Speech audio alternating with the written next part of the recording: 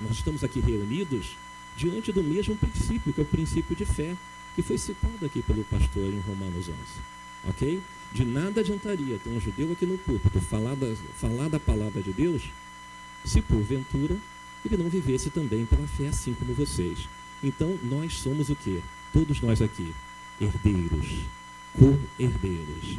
E essa herança não é uma herança do tipo, sabe, filho pródigo, né? Que um foi lá, gastou, saiu para balada, saiu para noite, enfim, fez um monte de coisa que não devia fazer e o outro ficou em casa. Então, eles estão disputando um direito de herança. Não é um direito de herança que a gente está disputando aqui, mas que nós sejamos o quê? Co-participantes, como diz Efésios no capítulo 3. Co-participante significa, cabe a mim abençoar essa igreja, cabe a vocês abençoar Israel, e juntos, nessa parceria, precipitar a justiça de Deus e o retorno do Senhor Jesus. Amém? Esse é o mistério de Efésios. Eu aproveito para falar aqui nesse livro Identidade e Yeshua, que a gente trouxe aqui para vocês. Se vocês puderem e tiverem interesse, nós não somente vamos fazer um curso sobre Efésios no mês de dezembro, e o pastor vai dar as informações, porque cabe a ele coordenar, porque eu não estou aqui com o intuito de coabitar ou cooptar pessoas, mas sim que haja um direcionamento da liderança dessa igreja, os líderes dessa igreja que tiverem interesse. Identidade Yeshua é o acerto, né, da centralidade das coisas. Todo o problema que a gente tem aqui ocorrendo hoje no Brasil, gente, é falta de centralidade de Cristo. Se a gente voltar para a identidade Yeshua, nós vamos ter um acerto pleno e completo. Esse livro está sendo vendido a R$20. Ao comprar, você colabora com o nosso ministério IDI, Igrejas em Defesa de Israel. O segundo livro é um comentário. O primeiro era um comentário sobre Efésios, esse é um comentário sobre o livro de Ruth, de Boaz a Davi, de Davi a Jesus. Ok? É um livro que custa R$10. O outro é Quem Segura a Tampa da Chaleira, Yeshua, o Nosso Kippur.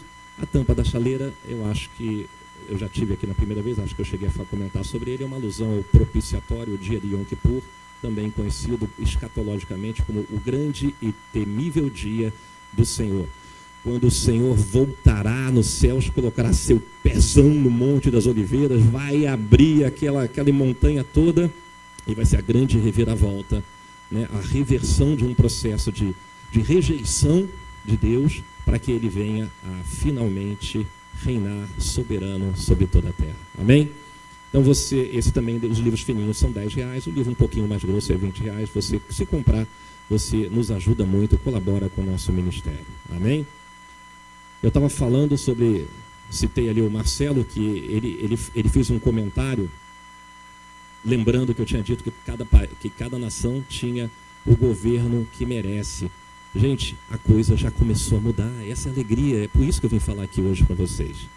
Porque a gente, quando começou a clamar por justiça, e começou várias igrejas a clamar por justiça, o que aconteceu em nossa nação, gente? Olha a quantidade de gente na cadeia. Ah, você gosta de ver pessoas sofrendo na cadeia? Não se trata de querer ver alguém sofrendo na cadeia, mas é o Senhor mostrando, há juízo, não existe esse negócio de impunidade. Alguém vai ter que pagar a conta. As pessoas começaram a pagar a conta. Vai ter gente dentro da cadeia que o Senhor vai estabelecer justiça, vai permitir que haja quebrantamento e haja uma reversão e um quebrantamento de coração. E pode ser que essas pessoas que a gente hoje considera, né, o elemento, né, persona non grata em nossas vidas, que elas sejam um vaso de honra para o Senhor daqui a alguns anos. Não é verdade, gente? E pode ser que dentro da cadeia tem pessoas que nunca venham a se arrepender, pessoas que nunca vão buscar indenização a ninguém, e que essas pessoas vão sofrer de uma vida separado e distante de Deus. Mas que você tenha certeza de uma coisa: a igreja já começou a reverter esse processo. A igreja já está atuando, Deus tem ouvido as orações. Porque se você está vendo hoje, porque as esferas de corrupção em nosso país foram em todos os setores da sociedade, gente. Na Assembleia, na Câmara dos Vereadores, na Assembleia Legislativa do Estado, no prefeito da cidade, no governador da cidade, no governador do Estado, nos 3 últimos presidentes que nós tivemos, né, no presidente da Câmara dos Deputados, nos caras do Senado e todas as estatais. Só se fala em corrupção. Como é que vocês já viram na história? Olha, gente, nem na Itália, quando teve aquela operação Mãos Limpas, eu ouvi algo parecido com o que está acontecendo no Brasil. As pessoas estão sendo presas, gente. Ok, o nosso juiz Moro, ele está sendo um agente, um vaso na mão de Deus. Mas isso não é o juiz que está fazendo. Quem está preparando isso tudo é o Deus Todo-Poderoso, porque a igreja clamou por justiça. Amém? Então, o que eu quero dizer para vocês é que a gente encara a Bíblia talvez de uma maneira diferente que Deus encare. Para Deus, a Bíblia é uma agenda. Essa agenda está começando a se cumprir. E nós estamos cumprindo parte dessa agenda. Porque o que está acontecendo agora é uma reversão de um processo que parecia... mas está tudo tão confuso. Está tudo tão confuso. É porque Deus está fazendo um reboliço, meu irmão. Eu não sei em quem vai votar. Eu também não sei em quem eu vou votar. Não importa, mas eu sei que eu tenho que orar. Amém? Qual é a agenda de Deus? Profeticamente, a gente tem que orar, né, contra essa ideologia de gênero. Nós temos que orar, porque o que está acontecendo agora, eu acho que são os últimos altares que faltam cair nesse país. São as torres altas, são os altares. Não era assim que Israel era chamado a fazer quando entrou em Canaã? Que caíssem, né, os postes ídolos. E os postes ídolos hoje que não ficam nos lugares altos?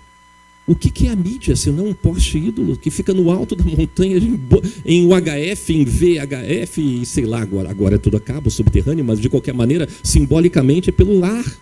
É pelo ar. Vai ter que cair essa ideologia de gênero e vai ter que cair essas emissoras que estão cumprindo a agenda do diabo. Chegou a hora de cumprir a agenda de Deus, amém? Contra a ideologia de gênero, contra o aborto, gente. Esse assassinato que está ocorrendo em números gritantes. Porque o Senhor tem mostrado para a gente. Nós temos que nós temos que abraçar essas meninas que estão grávidas, gente. Nós temos que pegar essas meninas que estão grávidas, nós temos que buscar contato com elas. Nós temos que buscar nas comunidades mais pobres, onde elas não têm, há uma orfandade muito grande. Cabe a nós buscar contato. Não é fácil achá-las, mas também não é difícil buscá-las, ok? É a nossa responsabilidade. Você acredita que é a tua responsabilidade, meu irmão? Amém. Seja um bom caminho, se a gente já começa a acreditar. E temos que pedir perdão por todas as vezes que a gente teve a oportunidade de fazer alguma coisa e não fizemos. Agora a gente não pode alegar a ignorância. Então, dentro da agenda de Deus, também tem a questão de Israel. A questão de Israel ela é importante, mas pela questão profética também.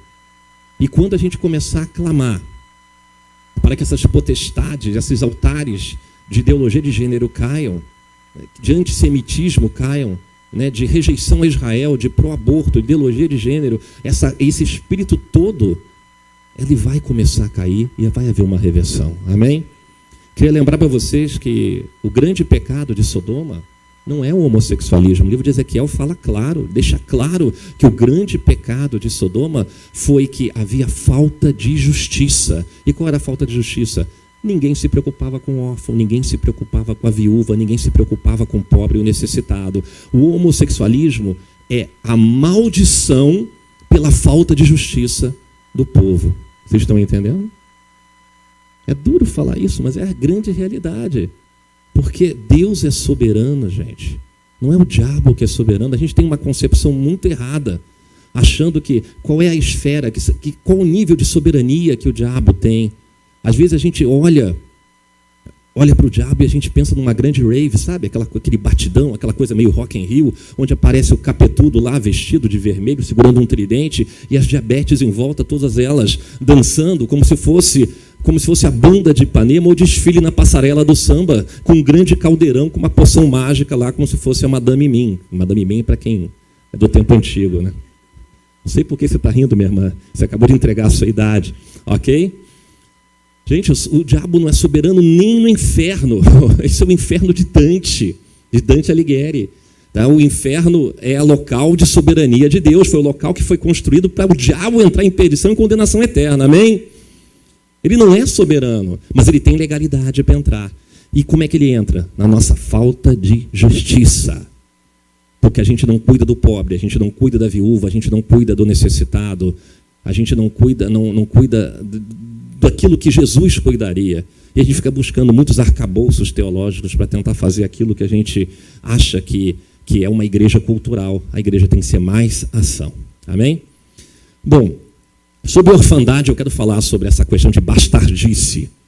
E eu quero começar a falar sobre o livro de Deuteronômio. Porque o livro de Deuteronômio, ele é um dos livros que foram mais citados pelo Senhor. Ele cita várias vezes. Por exemplo, na tentação do deserto, quando ele vai ter um encontro com com Satanás, as respostas que o Senhor dá foram encontradas, foram citadas, baseadas no livro de Deuteronômio. Como nada é por acaso, a gente tem que prestar atenção em padrões, gente. A Bíblia é uma agenda e ela está cheia de padrões. Porque se o Senhor foi confrontado, é claro que nós também seremos confrontados. Faz parte de ser um seguidor dele, de você enfrentar desafios e batalhas parecidas com o que ele passou.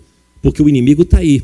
Então eu quero pedir para que vocês abram seus celulares, por gentileza, em Deuteronômio capítulo 8, verso 2 ao verso 3. Vamos lá? Não, você pode usar a Bíblia de papel, irmão. Não fica... Eu falei celular só para você dar uma risadinha, ok? Está aí projetado. E te lembrarás de todo o caminho pelo qual o Senhor teu Deus te guiou no deserto, esses 40 anos, para te humilhar, para te provar, para saber o que estava no teu coração, se tu guardarias os seus mandamentos ou não. E te humilhou e te deixou ter fome, e te sustentou com maná, que tu não conheceste, nem teus pais o conheceram, para te dar a entender que o homem não viverá só de pão, mas de tudo o que sai da boca do Senhor viverá o homem. Amém? Em hebraico a gente fala Al-Kol Motzah Pi Adonai Ihyeh Adam. Al-Kol Motzah, o que sai da boca do Senhor, ok? Ihyeh Adam. Adam é o homem. Ou seja, o que sai da boca do Senhor, gente? Vamos lá, rapidinho. O que sai da boca do Senhor? Vocês têm alguma ideia do que pode sair da boca do Senhor? Ninguém tem uma sugestão? Hein? Amor, sai, tem muita coisa que sai. Mas eu quero dizer basicamente o seguinte, olha só. A nossa vida, a nossa existência depende daquilo que sai da boca do Senhor. Porque o que sai da boca de Deus? Palavras, com certeza. Não é isso? Deus criou o mundo pelo verbalizar, pela palavra. Quando ele disse, vai errir, ora, haja luz. Não houve luz? Não é isso? Ele foi criando e foi fazendo e foi construindo a humanidade. Agora, uma coisa que sai da boca do Senhor é o sopro, é a respiração. Da boca sai o sopro, sai a respiração. Em hebraico, a palavra ruach, não sei se você já ouviu falar, significa sopro, fôlego divino, fôlego da vida e também espírito, vento, ok? O hebraico não diferencia espírito de sopro, fôlego da vida, é uma palavra só. E, para provar para vocês, reparem só em Gênesis 2, 7. Eu vou ler para vocês Gênesis 2, 7, que você está calvo, careca e calvinista de saber, ok? E formou o Senhor Deus o homem do pó da terra e soprou-lhe nas narinas o fôlego da vida. E o homem se tornou o quê? Alma vivente. O que sai da boca de Deus? O sopro, o fôlego da vida, o ruach, ok? Mais do que uma respiração boca a boca, olha só, gente. Deus acendeu a ignição no homem de algo que transforma ele de um ser físico em ser espiritual. Amém? Nós nos tornamos seres espirituais, não quando ele recolheu o pó, juntou, mas quando ele soprou o seu espírito em nós. Ruach HaKodesh, ou Ruach Elohim, é nada mais, nada menos do que o vento, o sopro, o Espírito Santo de Deus. Ok? Continuando aqui, agora vamos entrar no Evangelho, vamos lembrar de João Batista, que não era membro da Igreja Batista Renovo, mas era Yohanan Amatvil, judeuzão, da tribo, filho de Zacarias, um Cohen, um sacerdote. Claro que eu falei de brincadeirinha, né, gente? Não é para denegrir ninguém, por favor, né? Mas João Batista falou que viria alguém muito mais poderoso do que ele, de quem ele não era digno de amarrar o tênis, o cardaço das suas sandálias, não é isso? Não é verdade, gente? E que os batizaria com o Espírito Santo e com fogo. E Yeshua foi batizado por João. Lembram disso? A pomba veio sobre ele, né? E aí pode ter certeza que aconteceu algo incrível, porque dos céus veio uma voz que disse: esse é meu filho amado, de quem me comprazo. Amém? Como é que você fala quando tem um boneco que você mexe a boca e você... Ventríloco. Gente, vocês acham que foi ventriloquismo? Será que Jesus falava meio tipo som stereo sound system e a voz ecoava no céu? Quem é que estava falando? É o Pai. O Pai que estava falando. Não é um caso de ventriloquismo. Ok? A voz veio dos céus. Haviam testemunhas que presenciaram o Senhor falando de uma maneira que todos pudessem ouvir, dizendo: esse é o meu filho amado, de quem me comprazo. Então veio a pomba, que é uma figura do Espírito Santo, é um simbolismo, e o fogo, que é a manifestação do poder. Ele foi batizado no Espírito Santo e no poder. Ok? Depois você em casa, você dá uma olhada em Lucas, no capítulo 3, que você vai ver isso aí. Aí terminou o batismo, e Jesus, Yeshua, estava cheio do Espírito Santo. Vocês concordam? Até Jesus, gente, precisa estar cheio do Espírito Santo. Amém? A gente precisa do Espírito Santo. E aí ele foi para o deserto, levado pelo próprio Espírito. Então vamos ver então em Lucas 4, verso 1 ao verso 2. Vamos lá? Yeshua, cheio do Espírito Santo, voltou do Jordão e foi levado pelo Espírito ao deserto, onde durante 40 dias foi tentado pelo diabo. Não comeu nada durante esses dias e ao fim deles teve fome. Gente, ele só conseguiu vencer a tentação porque ele estava cheio do Espírito Santo e em jejum. Olha só, não estava em jejum, gente? E não estava cheio do Espírito Santo? E a gente entra em batalhas despreparado às vezes e a gente não é nada melhor do que ele, ou você é melhor do que Jesus. Então, meu irmão, a gente tem que fazer da nossa vida, meu irmão e minha irmã, uma vida onde o jejum seja uma prática que faça parte natural da nossa essência. Porque com o jejum, com certeza, o Senhor vai permitir que a gente enfrente o adversário de maneira que a gente tenha condições de vencer. Se de outra maneira, não será possível vencer. Então, durante 40 dias, ele foi tentado pelo diabo. E, gente, tentação não é pecado. Você ser tentado não significa que você está debaixo de pecado. Ser tentado é uma isca que é colocado para você morder. Pecado é você morder a isca. Vocês estão entendendo? Peixe gosta de isca, gente, não gosta de anzol. Ele não percebe que tem um anzol por trás. Aí você vai lá, bobão, né, que nem um peixe, morde a isca. Ah, que minhoca gostosa, vai lá e come a minhoca. Sei lá qual a isca que você imagina que tipo de peixe. Tem pescador aqui, gente? Qual a isca que você usa, meu irmão? Como é que é? Camarão. Peixe gosta de camarão. Aí ele vai lá e o quê? Ó, no camarão. Mas ele percebe que tem um anzol por trás? Então, o camarão é a tentação, mas não é o pecado, não é o camarão. O pecado é você comer o camarão, ok? Yeshua foi tentado, mas havia nele o quê? Poder para vencer. Vamos acompanhar essa história, porque isso é importante. Nós estamos lembrando a vocês, só para vocês me acompanharem, nós estamos no capítulo 4 de Lucas. Vamos continuar então o capítulo 4, do verso 3 ao 4. Vamos lá? E disse o diabo: se tu és filho de Deus, diz a esta pedra que se transforme em pão. Bom, gente, pão pode ser pão de centeio, pode ser Vic Bold, pode ser 12 grãos, eu não sei, pode ser sem glúten, isso eu não sei. Mas eu sei o seguinte, quando o diabo diz transforme em pão, ele está querendo dar uma ordem, não está? Ele está dizendo, quem está no controle sou eu, mas ele não está no controle. E Yeshua responde assim, está escrito, o que ele cita? Deuteronômio, que a gente acabou de ler. Nem só de pão viverá o homem, mas de toda a palavra que sai da boca de Deus. Amém? Importante que a gente perceba uma coisa aqui, gente, que se você percebe a tua identidade, se você entende quem é você, você vai agir conforme a tua identidade. A percepção da tua identidade define a tua ação. As nossas ações são definidas quando a gente entende e sabe quem nós somos. Assim, como você pensa vai determinar como você vive, e como você vive vai determinar aquilo que você vai fazer. Quais são os objetivos, quais são as prioridades.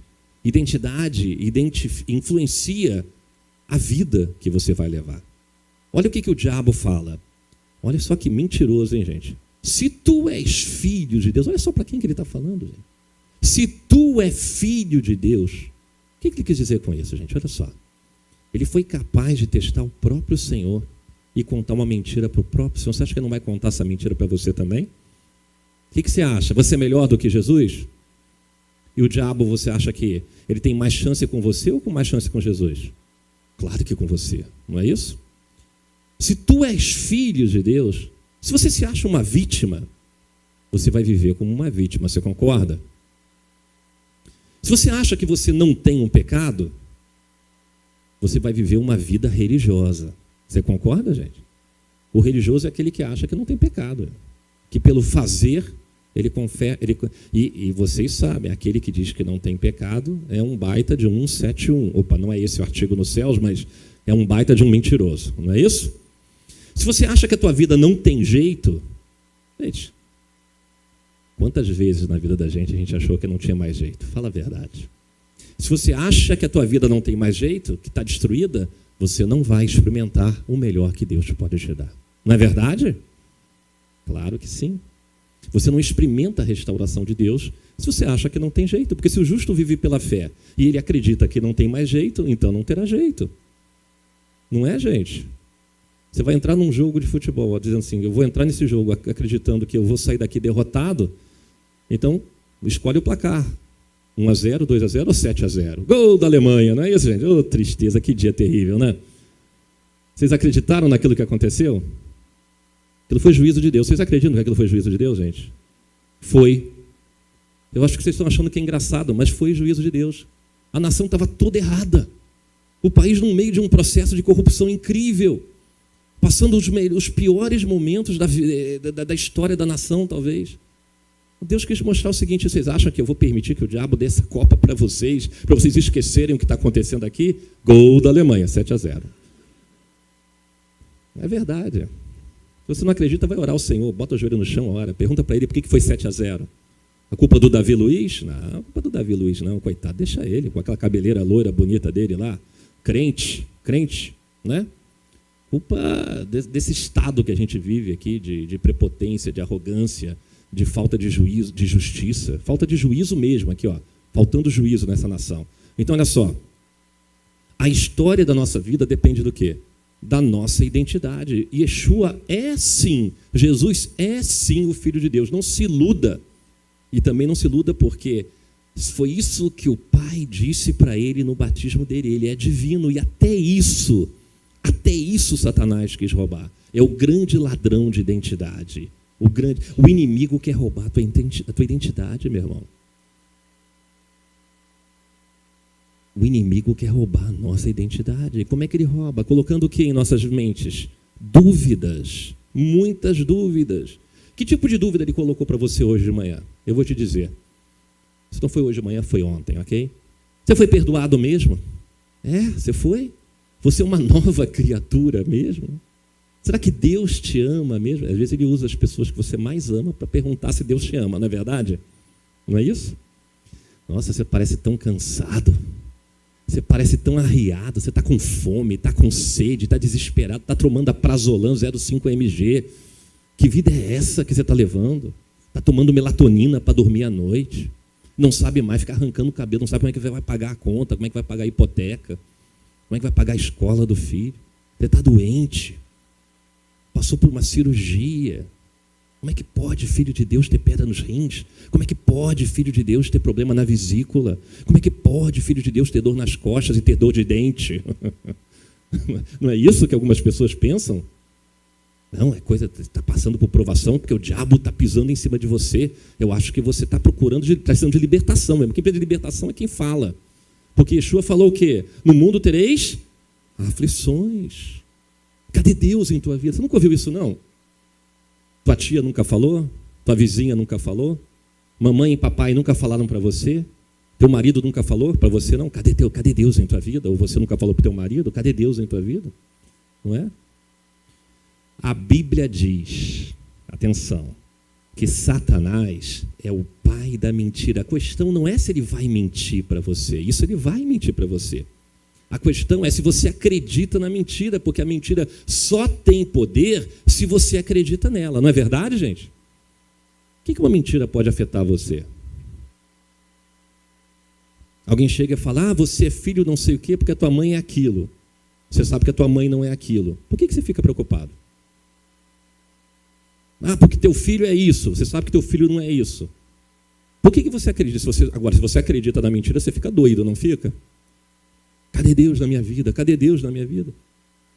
Se você acreditar na mentira, ele vai entrar com as com as traves da sola da chuteira na tua canela e vai fazer um estrago, meu irmão. E ele não vai desistir de te destruir, porque essa é a função dele. É assim que ele age, ok? Então, olha só. Lucas 4, dando continuidade. Agora nós vamos para o verso 5 ao verso 8. Vocês estão me acompanhando, gente? Está todo mundo acordadão? Ok, que bom. Quem sabe, se a graça de Deus for grande, o Marcelo que deu café para mim vai dar café para vocês depois. O diabo o levou a um lugar alto, gente. E mostrou-lhe num relance todos os reinos do mundo. Imagina, gente, um palácio em cada reino. Tipo Palácio do Alvorada em Brasília, Casa Rosada em Buenos Aires, Casa Branca em Washington. Como é que é o palácio lá na França? É Louvre? Sei lá, acho que é só histórico, né? Enfim, imagina ele levando você de relance, uma tela gigante, e você enxergando todos os reinos da terra, e ele diz assim, eu lhe darei toda a autoridade sobre eles e todo o seu esplendor, porque me foram dados e eu posso dar a quem quiser. O que ele está falando aqui, gente? O esplendor, ele está falando de dinheiro, que é o que ele gosta de falar, que ele gosta de nos tentar, que ele gosta de nos provar, que ele gosta de nos acusar. Então ele está oferecendo o quê? Ouro, prata, esmeralda, né? Títulos do FGTS, da Petrobras, não é isso? Não, isso ele não oferece. Isso ele não oferece. Isso aí cai o tempo todo. Tudo que for Brás cai, já reparou? Fica com ouro, com prata, com esmeralda, às vezes até $1 é melhor do que qualquer coisa. Enfim, ele fala assim, se você me adorar, tudo será seu. Não é isso que o diabo fala? Aí Yeshua responde, Jesus responde, está escrito, adore o Senhor seu Deus, somente a Ele servirás. Amém? O que o diabo oferece? Glória, poder, dinheiro, né, gente? É o que ele oferece. Ofereceu a Jesus, perdão. Será que ele continua oferecendo para a gente a mesma coisa? Claro que sim. Ele continua oferecendo glória, fama, poder e o que a gente entende de prosperidade. Muita gente cai nessa armadilha, achando que a igreja é local para você entrar com um Fusquinha 67 e sair com um Toyota Corolla 2018, tá, gente? Isso não é prosperidade. Isso é carro novo, ok? É uma coisa diferente. Não confunda carro novo com prosperidade. Se bem que um carro novo bem que ia cair bem, né? Olha só as acusações que a gente ouve. Você deveria viver numa casa grande, 3 quartos, carro 0 quilômetro. Você não pode pagar aluguel, meu irmão. Que isso? Filho de Deus não paga aluguel. Onde é que está escrito na Bíblia que filho de Deus não paga aluguel, gente? Que humilhação, os humilhados serão exaltados. Quem disse que na Bíblia você não pode pagar aluguel? Quem ensinou isso para vocês? Pode ter sido Satanás, porque a Bíblia não ensina isso não, tá? Imagina você com vale transporte pegando ônibus, pegando 2 ônibus aqui de Padre Miguel até o centro da cidade até Ipanema para trabalhar. Quem é que faz isso aqui, gente? Tem alguém que pega aqui? Ninguém trabalha em Ipanema? Mas no centro da cidade alguém pega 2 ônibus para ir, não? Enfim, obrigado, meu irmão. Você testemunhou o que eu falei, né, velho? Ufa, alguém levantou a mão. Vai ver que eu escolhi um itinerário errado, né? Porque não é só em Bangu que tem trabalho, né, gente? Tem trabalho em outros bairros do Rio de Janeiro. Imagina, meu irmão, que maldição na tua vida, tu tem que pegar ônibus para ir para o centro da cidade. Aposto que alguém já acusou ele. Alguém já te acusou disso, não? Ele disse sim, ele balançou com o rosto e está rindo. Não sei se ele está rindo para concordar comigo, para me fazer me sentir bem, ou porque isso é verdade. Isso eu nunca vou saber, mas que ele está rindo, ele está rindo. Meu irmão, fica chateado não. Meu filho já pegou 2 ônibus para sair de Copacabana para assistir o América jogar aqui em Bangu, tá? Eu tive que recolher ele de carro depois, enfim. Foi Bangu mesmo, Dani? Foi Madureira, desculpa. Esquece, gente. Eu falo de vez em quando eu falo besteira, tá? Mas tentem esquecer as besteiras que eu falo. Vamos focar aqui na palavra. Olha só. Gente, se você acreditar nessas mentiras, você Você não tem um problema financeiro, você tem um problema de adoração. Você está entendendo aqui? Se você acreditar na mentira, quando o diabo dizer, cadê o teu Deus? Quando você tiver que usar o vale-transporte para ir trabalhar. Cadê o teu Deus? Quando você estiver vivendo de favor na casa da sogra. Cadê o teu Deus? Quando o dinheiro estiver contado no final do mês. E você acreditar nessa mentira, você não tem um problema financeiro, você tem um problema de adoração. Acredite nisso. Acredite no que eu vou falar para vocês. Um problema de adoração é muito mais destrutivo do que um problema financeiro. Amém? Olha a oferta do mentiroso, gente. Olha só. Eu posso te dar os reinos, eu posso te dar a honra, a glória, sem o quê? Qual a oferta que ele está querendo fazer? O pai não ia dar tudo para ele? Isso é uma coisa. Vamos pensar aqui um pouco. Ele não é o filho de Deus? Não veio aqui para reinar? Todo o poder seria dado para ele, nos céus e na terra, de qualquer maneira. Todo joelho se prostrará diante dele, toda língua confessará que ele é o Senhor. Então, o que o diabo está oferecendo que ele já não teria? Está oferecendo o quê? Tudo isso sem ter que pagar pela cruz, passar pela cruz. Vocês estão entendendo o atalho? A questão não é o que o diabo oferece, a nível de poder, honra e glória, mas é o atalho que ele oferece. Agora eu pergunto para vocês, será que você não vai passar pela mesma coisa, não? Porque às vezes você está no emprego e alguém vai te oferecer um salário maior para você cometer o ilícito. Às vezes você está num local, alguém vai te oferecer poder para você fazer aquilo que não é certo. Alguém vai te oferecer algo exatamente, é o padrão de Satanás. Vocês estão entendendo? É o padrão do mundo, é um atalho. Imagina se Jesus tivesse aceitado o que Satanás ofereceu. A gente teria salvação? Claro que não, porque sem cruz, onde nós estaríamos hoje? Lá na rave, né? Bom batidão, né? Está lá o diabo e suas diabetes, todo mundo dançando, não é isso? É onde a gente estaria hoje. Não é isso? Então, olha só, um atalho muito sedutor.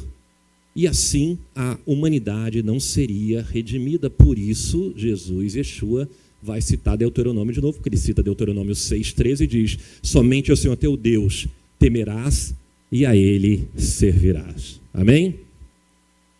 Adorar é servir. Adorar é servir ao Senhor. A gente tem isso nas nossas camisas. Essa ideia de vocês têm, gente? Está escrito atrás? Posso ver, por favor? Só para ver se eu falei besteira. Ô, Mônica, levanta aí. A nossa top model falou adorar, né? Você pode sentar, minha filha. Você é uma model, sim. Model, por que nós somos model? Nós somos ser chamados para ser o quê? Imitadores do Senhor, gente. Você não foi chamado para imitar a Gisele, como é que se pronuncia? Bündchen. Você foi chamado para, como Paulo disse, sejam meus imitadores, assim como eu sou imitador de quem? Amém? Adorar é servir. Então vamos lá, Lucas 4, porque a gente está em Lucas 4, não estamos, gente? Está todo mundo na mesma página, no mesmo capítulo? Lucas 4, verso 9 ao verso 12, vamos ler? E o diabo levou a Jerusalém e colocou na parte mais alta do templo e disse, se você é filho de Deus, continua com essa história, se você é filho de Deus, cara, que cara fanfarrão, hein? Se você é filho de Deus, jogue-se daqui para baixo, pois está escrito, ele dará ordem aos seus anjos a seu respeito, para lhe guardarem, com as mãos eles o segurarão, para que você não tropece em alguma pedra. O que foi citado aqui? Vocês conhecem algum salmo? Qual é o salmo que foi citado aqui? Salmo 91, né? Você nunca foi na casa de um irmão, principalmente os católicos têm esse hábito, né? A Bíblia está amarelada no Salmo 91 e no Salmo 23, não é? Mas está aqui, ó. É o Salmo 91, né? O Senhor acampará os seus anjos a seu respeito. E Jesus respondeu o quê? Dito está, não tentarás o Senhor teu Deus. Amém? O que a gente está vendo aqui, gente, é o padrão dos religiosos. Porque qual é o padrão dos religiosos? Eles querem o quê? Entrevista com o demônio, performance, exibicionismo, tirando o foco de Deus e colocando o foco no diabo. Vocês estão entendendo? O diabo quer usurpar também a glória de Deus. Ele quer aparecer, ele quer ter oportunidade, ele quer ter o momento dele onde ele seja a estrela. Vocês estão entendendo? Por isso, o livro de Efésios ele deixa muito claro que a gente tem que aprender a manusear o quê? A palavra, a espada. A gente tem que aprender a usar, porque se você não usar a espada, Se você não usar a palavra, o inimigo vai roubar o quê? A sua identidade. Amém, gente? Agora, eu quero dar uma guinada nesse assunto, porque, na verdade, não é uma guinada, eu quero complementar uma coisa aqui, que é sobre essa questão de filiação, da gente entender a paternidade de Deus. Não tem nada mais tremendo do que alguém conversar com Deus e ouvir a sua resposta a cada pergunta. Pelo menos eu penso assim. E foi exatamente assim que aconteceu no relacionamento entre Deus e Moisés. Não foi só Deus e Moisés, não. Abraão também foi um exemplo muito claro. Mas eu cito Moisés, porque em Êxodo fala que o Senhor falava com Moisés face a face, como quem fala com seu amigo, não é isso? E Moisés estava trocando uma ideia, né? Conversa vai, conversa vem, conversando com o Senhor.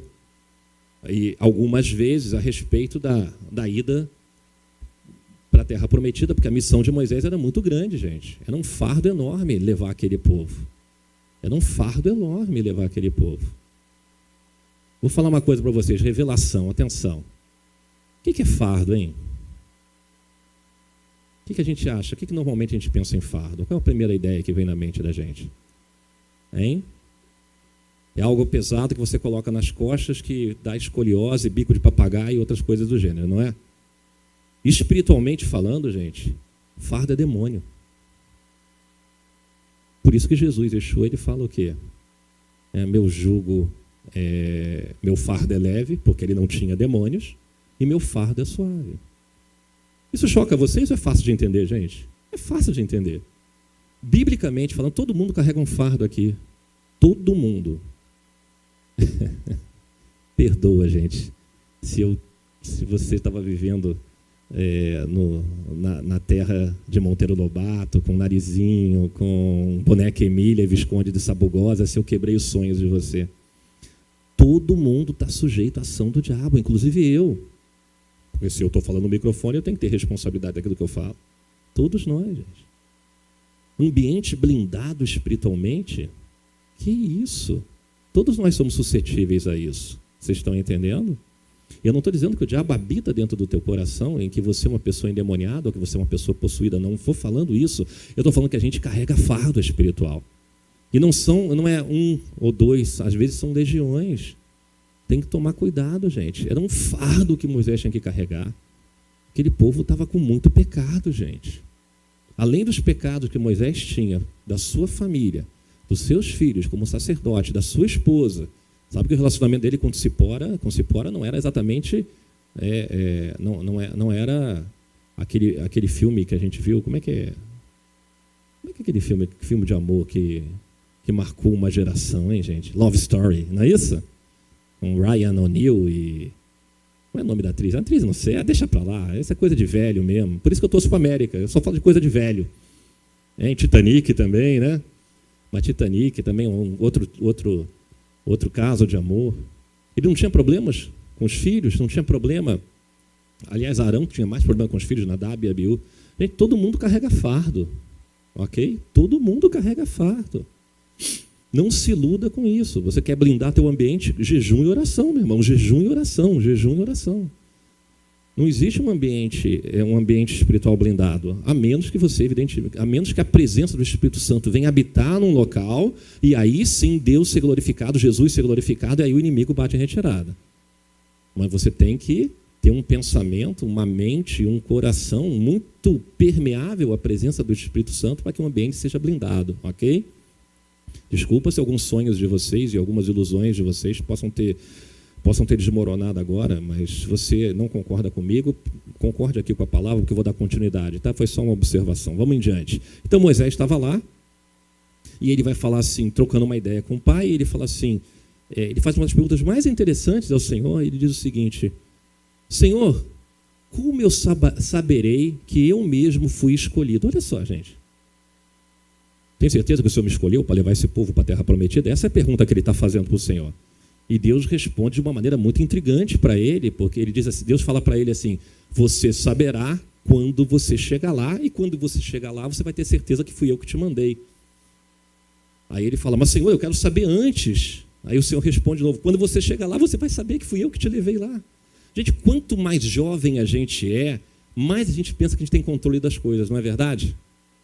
Aí o tempo vem, né? A artrose vem, você fica mais cabelinho mais branquinho, aí você começa a perceber que tudo que você conquistou na vida foi porque Deus te deu. Amém? Não é isso? É isso que Deus está falando para Moisés. Você vai perceber, meu irmão. Você vai ver que era a missão mais importante. Gente, coisa complicada é gerir uma igreja. Coisa complicada era gerir Israel naquela época. Eu sei que pode não ser um exemplo muito santo, mas eu me lembro, há muitos anos atrás, de um piloto de Fórmula 1 chamado Graham Hill, que foi o pai de um outro piloto chamado Damon Hill, talvez esses vocês lembram, e uma vez perguntaram para ele o que era dirigir um Fórmula 1. Ele dizia, dirigir um Fórmula 1 é você entrar numa banheira cheia de óleo, fumando charuto, com rodinha de rolimã, descendo a ladeira. O que ele quis dizer? Que mais cedo ou mais tarde o Fórmula 1 explodiria. Igreja não é a mesma coisa, gente? Porque a igreja é a junção do injuntável, do que não pode ser amalgamado, do irreconciliável. O único motivo que faz com que você não mate o irmão que está do teu lado é o Espírito Santo de Deus, amém? É verdade, gente. E a única coisa que nos faz diferente desses caras que estão presos em Bangu 1, Bangu 2, Bangu 3, Bangu Fatorial, que eu não sei qual é o nome dessas igrejas, desses presídios que tem aqui, é a presença do Senhor Jesus. O que te faz diferente de um pedófilo, de um pederasta, de um assassino, de um doente? É Jesus. Você consegue entender isso, gente? A única diferença entre nós e o mundo é Jesus. Aliás, que baita diferença, né? Amém, gente. Amém. Então Deus falou para Moisés, olha só, acorda, você vai conseguir levar aquilo que você jamais conseguiria levar, que é meu povo, até a terra prometida. Quando você chegar lá, você vai saber o que eu te levei. Então, eu quero dizer para vocês o seguinte, se alguém aqui, nesse exato momento, nesse instante, entende que foi direcionado pelo Senhor, pode ter certeza de alguma coisa, de uma coisa na tua vida. Se você conseguiu fazer, foi Deus que permitiu. Amém? Não é isso, gente? 11 dias, porém, se transformam em 40 anos. A rota mais curta nem sempre é a melhor, porque você não pode se desviar das grandes lições da vida. Você não pode se desviar das grandes lições da vida. As lições da vida, elas você precisa viver, gente. Ok? Você não pode ter medo da vida. Aquele que nasce de novo não pode ter medo da vida, mas você vai ter lições e terá aflições. Então Deus fala, eu levei vocês nesse caminho para saber o que havia no teu coração. É o que Deus fala em Deuteronômio 8. Eu quero lembrar, por favor, de novo, Deuteronômio 8, 2, 3. Deuteronômio capítulo 8, verso 2 a 3. Porque toda a história que é citada por Jesus na tentação de Satanás, a Satã, tem um início. O início é, e te lembrarás de todo o caminho pelo qual o Senhor teu Deus te guiou no deserto estes 40 anos, para te humilhar, te provar, para saber o que estava no teu coração, se guardaria os seus mandamentos ou não. Então, ele também quer que a gente saiba o que existe em nosso coração.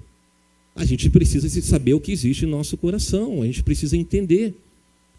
A gente precisa compreender o que existe em nosso coração, porque Deus sabe o que existe em nosso coração. Porque Deus quer te conectar com o quê? Ele quer te conectar com a tua verdadeira identidade, para que Ele venha a te aperfeiçoar. Por isso você é refinado pelo fogo. Não existe coroa, obrigado, não existe coroa sem cruz, gente, amém? Não existe evangelho sem renúncia. Então existe uma relação misteriosa entre evangelho, aliás, entre glória e sofrimento. Vocês conseguem entender, gente, que glória e sofrimento é um complemento um do outro? Sim ou não, gente? Vocês podiam dizer sim, só para eu beber essa água aqui. Sim, vamos dizendo sim. Eu fiz a estratégia, eu fiz a paradinha certa, né? Mas não deu. Olha só, existe sim uma relação entre glória e sofrimento. A nossa mente não entende isso.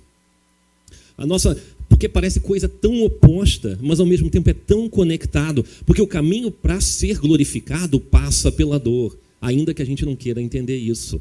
Porque durante o deserto, você tem claramente um processo de tribulação. E você é desafiado a crer que Deus é continuamente bom. Amém? O testemunho de Deus na terra é dado por um povo que glorifica o Senhor em qualquer circunstância. Amém? De novo, Jesus suportou a dor, ele suportou o sofrimento, ele suportou a humilhação da morte em nosso lugar para nos dar o quê?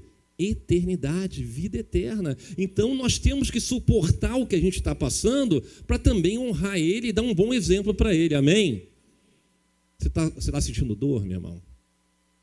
Claro que Deus não quer. Ele não quer. Deus não é sádico. Ele não se agrada de ver, ai, que bom, ele está com unha encravada, vai doer, vai doer, vai doer. Deus não é assim. Deus não é assim. Mas ele quer que você entenda, que você compreenda que ele quer te provar em circunstâncias difíceis para ver se você vai honrar ele, porque você honrar a Deus.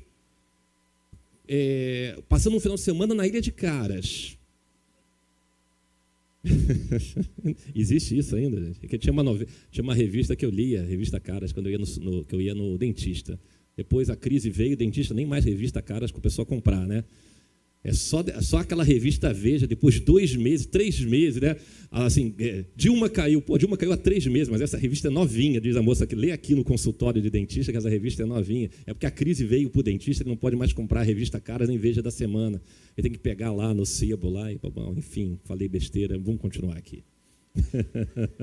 Não é, gente? Você tem que suportar um pouco, gente. Você tem que suportar um pouco a dor, gente. Aguenta um pouco. Porque você tem que honrar a Deus em todas as circunstâncias, amém? Quem sabe o nosso testemunho pode ser a ferramenta que pode ajudar a salvar alguém. É isso que Deus quer. E se você acha que eu estou falando uma heresia, então vamos ver o livro de Heresias, capítulo 4. Vamos ler o livro de 1 Pedro, capítulo 2, verso 21. Olha só. Está na Bíblia isso, tá? Eu não estou tirando do nada, por favor. Nada na cartola, nada nessa manga aqui também, mas 1 Pedro 2, 21. Por isso vocês foram chamados, pois também Cristo sofreu no lugar de vocês, deixando-lhes exemplo para que sigam seus passos. Amém? Está com dor de dente, vai no dentista amanhã, meu irmão, mas não murmure contra Deus, ok? Não tenho dinheiro para pagar o dentista, meu irmão, Deus proverá. Amém?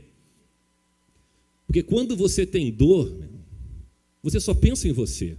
Sejamos francos, gente, a gente é egoísta demais, vamos, né? Quando você tem dor de barriga, você consegue pensar no outro. Quando você tem dor de dente, você pensa no outro. Quando você tem unha encravada, você pensa no outro.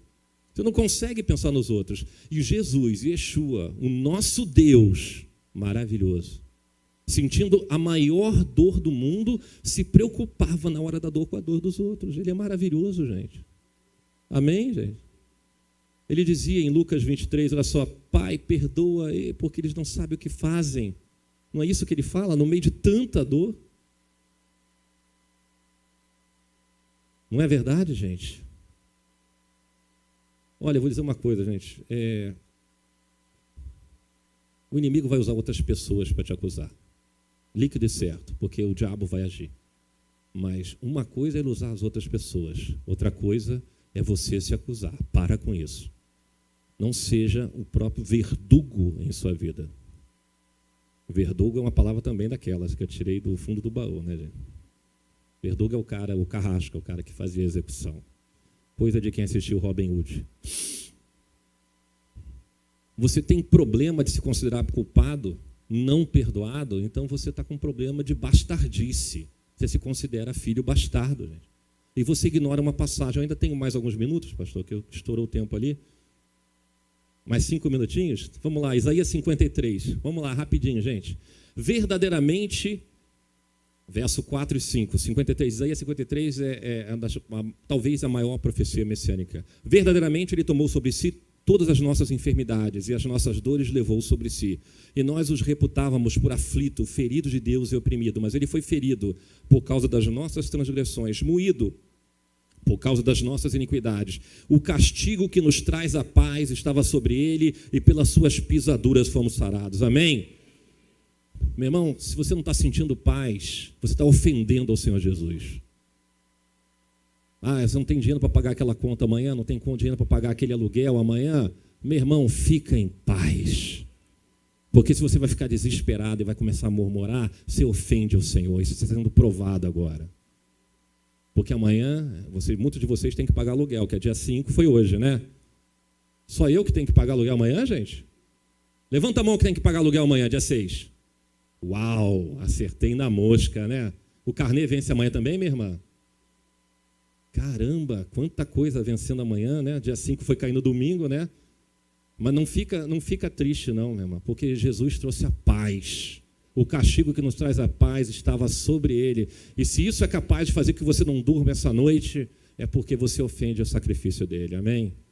Não faça isso não, você ofende ao Senhor. Você se considera um bastardo. Tem uma passagem, Deuteronômio 23, eu vou pular essa passagem aqui, mas vou tentar sumarizar de uma maneira muito rápida por causa do tempo, que fala que nenhum bastardo entraria na congregação do Senhor, nem até a 10ª geração na congregação do Senhor, nem amonita, nem moabita.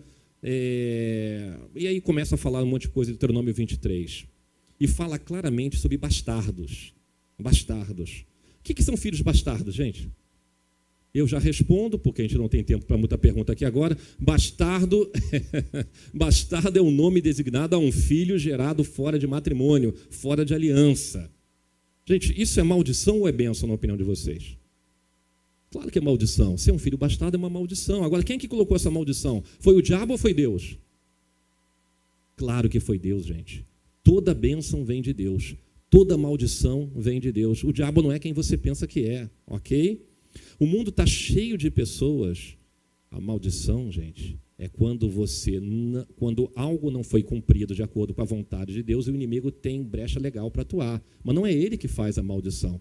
Por isso tem um monte de Gerizim e um monte de Ebal. Ok? O monte da bênção, o monte da maldição. Quem colocou as bênçãos sobre o monte Gerizim foi Deus. Quem colocou as maldições sobre o monte Ebal também foi Deus, não foi o diabo, ok?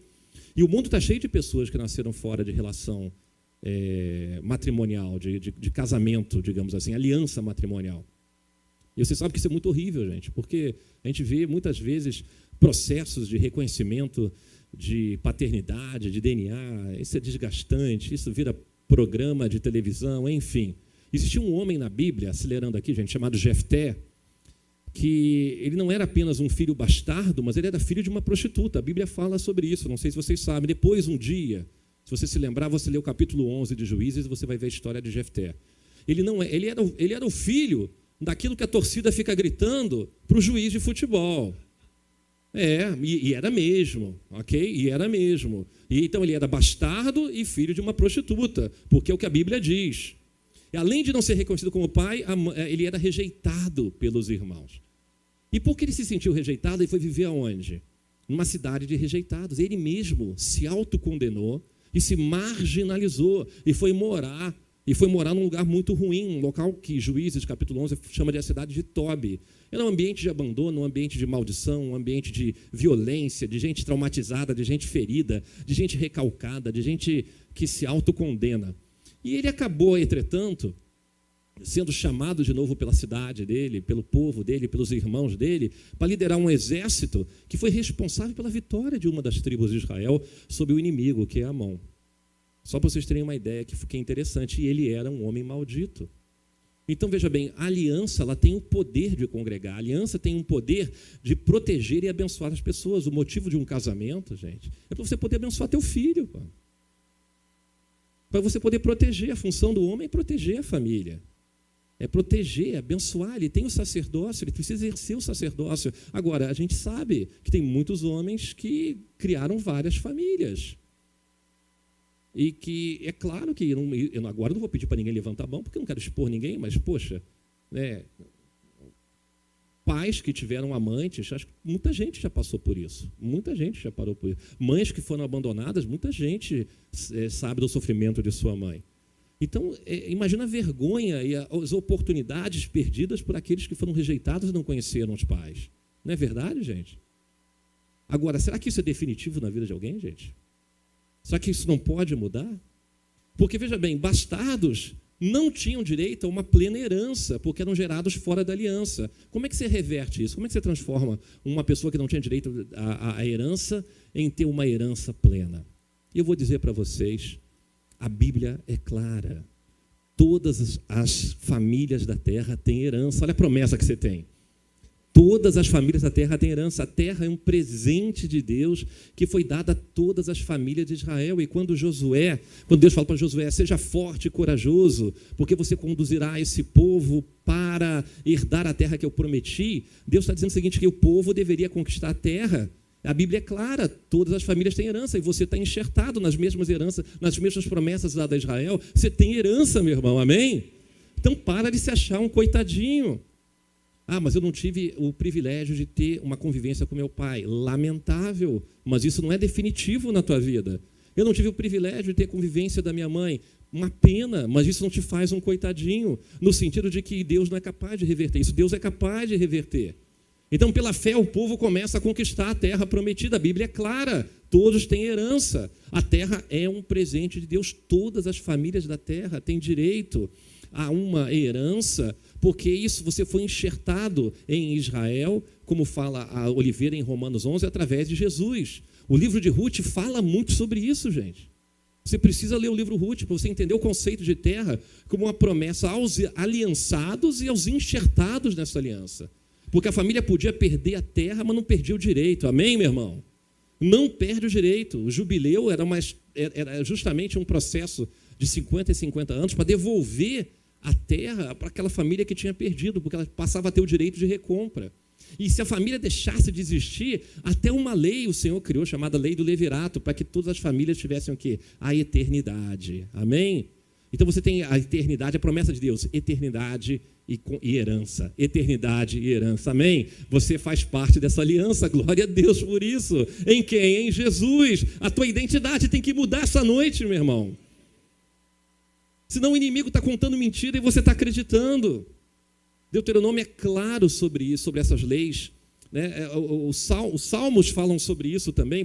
Os filhos são herança do Senhor, uma recompensa que Ele dá. Então Deus tem uma promessa de Deus, é herança, ou seja, terra e filhos, ou seja, provisão e continuidade da família, herança e descendência, porção e eternidade. Amém? Isso que você encontra de uma maneira clara no livro de Ruth. E eu quero dizer uma coisa para você, meu irmão. Se alguém te chamar de bastardo, lembre-se que Jesus era o bastardo dos bastardos. Não é verdade, gente? Olha a linha genealógica dele, gente. Tem bastardo, Pérez, tem moabita, que é Ruth, que era uma maldição ser moabita, e tinha uma prostituta, que era Raabe. Tudo isso está na árvore, né, da descendência dele, a árvore genealógica de Jesus. Ele é o bastardo dos bastardos, meu irmão. Olha só, por que ele veio assim ao mundo? Para provar que você não pode alegar inocência e achar que você não tem direito à terra e eternidade. Deus veio te trazer herança e eternidade. Amém? Amém, meu irmão. Louvado seja o nome do Senhor e suas promessas. Só para lembrar você, Pérez era o filho bastardo de Judá, que teve uma relação com a sua própria nora, achando que ela fosse uma prostituta. O nome dela era Tamar, e isso era uma relação ilícita, bastante ilícita. Ela fingiu ser uma prostituta para ter um filho com Judá. A tribo de Judá, ela nasce de um relacionamento ilícito. Todo errado, tudo errado. Você acha que é só a tua família que tem problema? É só você que conhece um caso de uma família com problema? A família de Jesus tinha muitos problemas. Muitos problemas. Então Davi, o rei Davi, é o testemunho vivo de que Deus é um Deus de redenção. Amém? Porque só Jesus é capaz de reverter uma maldição e todos deixam de ser bastardo nele. Amém, meu irmão? Você vai sair hoje nessa noite aqui hoje em paz. O inimigo não vai mais te acusar. Para de achar que você tem um problema financeiro na vida, meu irmão. Você não tem um problema. O problema financeiro não pode ser maior do que o problema de adoração. O ruim é você sair daqui achando que você não é filho de Deus hoje, achando que você é um filho bastardo. Aí vai ser a desgraça sobre a tua vida. Porque finança, hoje está assim, amanhã está assado. Deus pode reverter, mas Ele não vai honrar o incrédulo, Ele só vai honrar aquele que tem fé, porque o justo viverá pela fé. Amém? Amém. Deus é bom, gente.